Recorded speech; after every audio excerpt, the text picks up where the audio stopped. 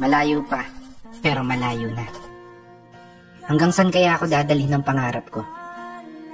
Yan yung tanong na palaging tumatakbo sa isip ko.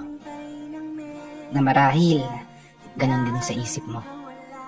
Kasi kung titignan mo, kakaiba talaga yung ginagalawan nating mundo. Parang minsan, nagtitripa na lang tayo. Paikot-ikot na lang yung sitwasyon. Na paulit-ulit kang natatalo.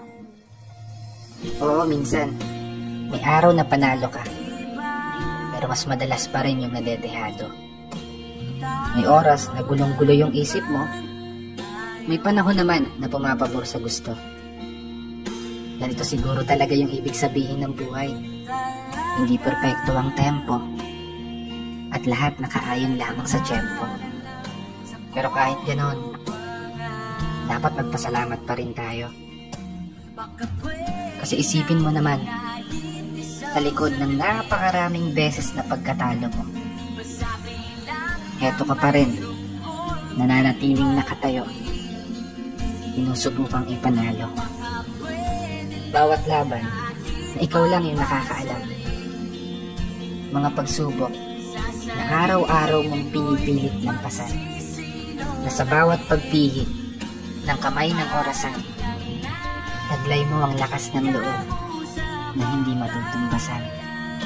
Malayong malayo ka na doon sa dating ikaw na nag-uumpisa pa lang.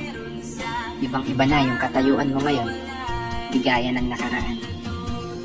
Mas matapang ka na, mas matatag ka na, mas kaya mo nang harapin ang mga problema kahit nag-iisa ka.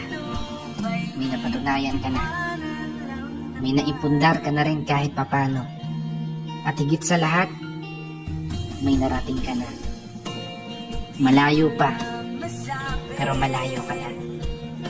Kaya ituloy mo lang ang paglalakbay hanggang sa marating mo yung dulo.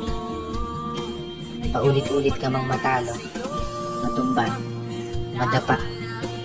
Diretso ka lang ayon sa plano. Pero sana, lagi mong tandaan ang mundi kong payo.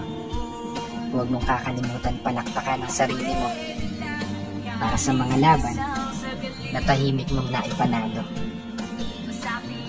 Kaya isang pagpupugay para sa mga taong patuloy sumasabay sa hamon ng buhay today's video.